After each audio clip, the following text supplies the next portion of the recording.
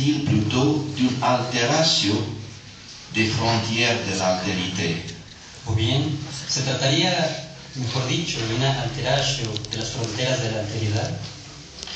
Dans ce sens, le mythe de Dracula se construit, croyons-nous, à partir d'un noyau historique par une sous-section d'altération appartenant en grande partie à l'imaginaire collectif et politique de l'Europe occidentale.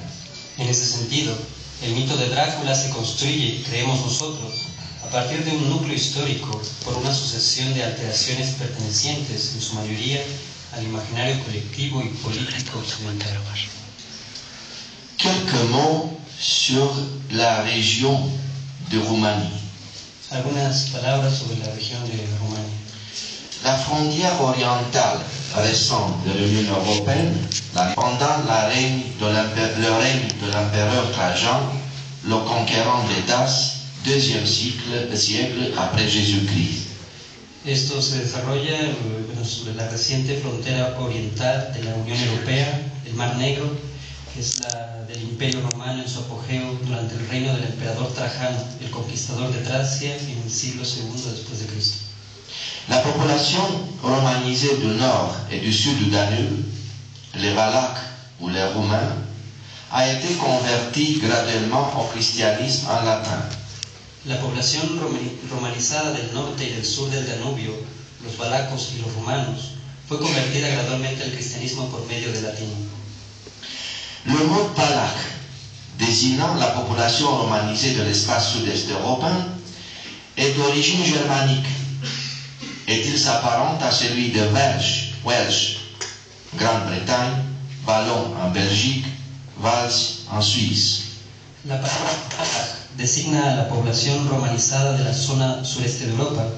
Es de origen germánico y se parece a la de Belge en Gran Bretaña, Wallon en Bélgica, Vals, Suiza. La plupart des Roumains sont chrétiens orthodoxes de langue latine. La mayoría de los rumanos son heterodoxos de lengua latina. Après la scission de l'Empire romain en Empire romain d'Occident et Empire romain d'Orient, avec pour capitale Constantinople, ce dernier connut un vrai épanouissement culturel faisant naître ce qu'on appela plus tard l'Europe byzantine, à laquelle appartenait également le monde roumain du nord de Danube dans les premiers siècles de son existence. Después de la escisión del Imperio Romano, el Imperio Romano de Occidente y el Imperio Romano de Oriente, que tenía como capital Constantinopla, este último conoció un verdadero florecimiento cultural, dando nacimiento a eso que se llamará más tarde la Europa bizantina, a la cual pertenecía de igual modo el mundo romano del norte del Danubio en los primeros siglos de su existencia.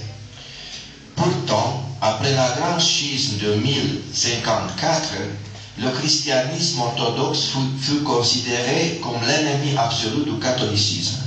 Sin embargo, después del gran cisma de 1054, el cristianismo heterodoxo fue considerado como el enemigo absoluto del catolicismo. Au nom de la foi et du catholicisme, la guerre sainte de la quatrième croisade dévasta Constantinople, détruisant des superbes chefs d'œuvre et passant par le fer et par le feu des milliers de chrétiens orthodoxes. En nombre de la fe y del catolicismo, de la Guerra Santa, en nombre de la fe y del catolicismo, la Guerra Santa de la Cuarta Cruzada devastó Constantinopla, destruyó maravillosas obras de arte, pasó por el acero y por el fuego a miles de cristianos heterodoxos. Il n'y a eu jamais de plus grand crime contre l'humanité que la quatrième croisade, estimait l'historien britannique Stephen Runciman. Ainsi, c'était pour la première fois depuis les Grecs anciens que l'Est de l'Europe était représenté comme altération et non comme l'altérité. Dans ce contexte historique, le danger ottoman qui menaçait l'Europe centrale se heurta aux Bulgares, aux Serbes et aux Roumains comme un vrai tampon entre l'Occident et l'Orient, ce qui explique en partie tant le rôle de frontière de la chrétienté que celui de marginaux dans le voisinage du monstre ottoman. Or, les frontières sont toujours hantées par les mauvais esprits, n'est-ce pas? Quelques mots sur Vlad le troisième, héros ou monstre. Unas palabras sobre Vlad III, héroe o monstruo. Le nom de Vlad III, 1431-1476, surnommé Dracula, est lié principalement à l'histoire de deux provinces historiques, la Valachie ou Valachie, sud de la Roumanie actuelle, et la Transylvanie, de la terre à Ultra-Sylvane, le pays de la forêt, nord-est de la Roumanie actuelle.